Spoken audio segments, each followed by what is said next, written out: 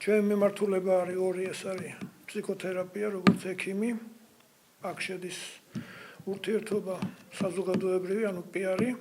და მეორე ეს არის სახალხო დიპლომატია, რომელიც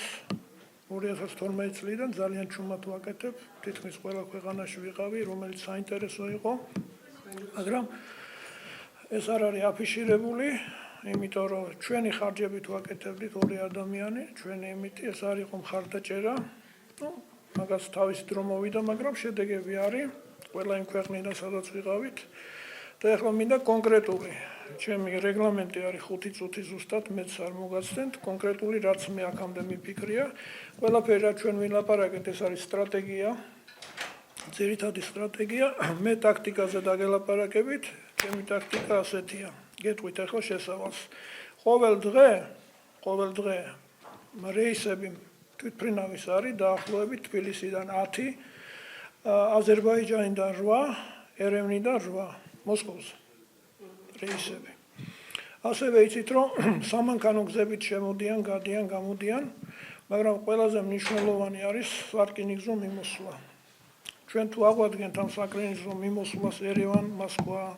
აზერბაიჯანი, ბაქო, მოსკვა, ეს გადის თბილისზე. თბილისზე გადის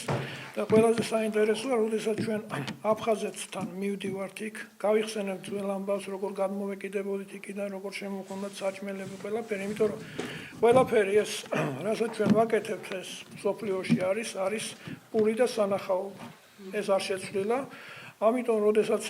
პური არის, ანუ ვაჭრობა არის, იქ სანახაობაც მოდის მერე იმისთვის გცალია. ამიტომ ეს მიმართულება ეს არ არის ნაფიქრი დღეს, ამაზე მე განვაცხადე ერევანშიც, აზერბაიჯანში, რომ ეს აღსადგენია და ალბათ დღე-დღეზე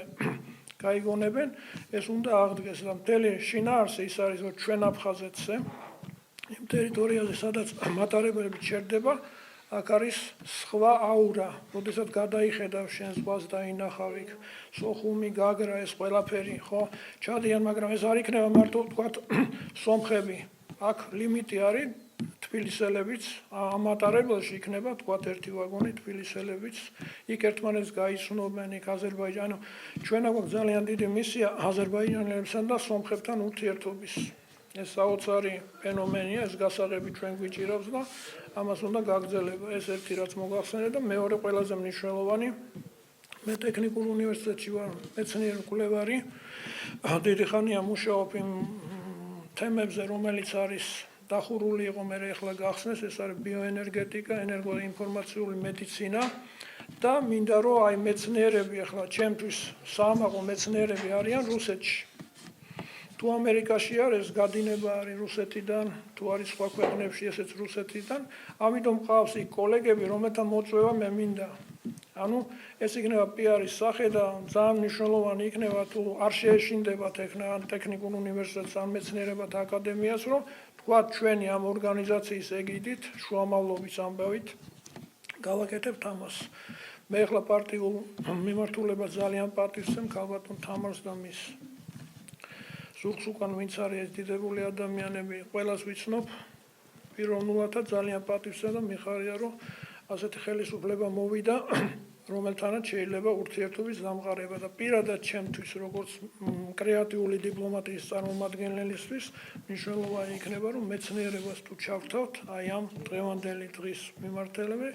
გავაკეთოთ შუალედური წერილი ან საინიციატივო პარლამენტში საინიციატივო წინადადება,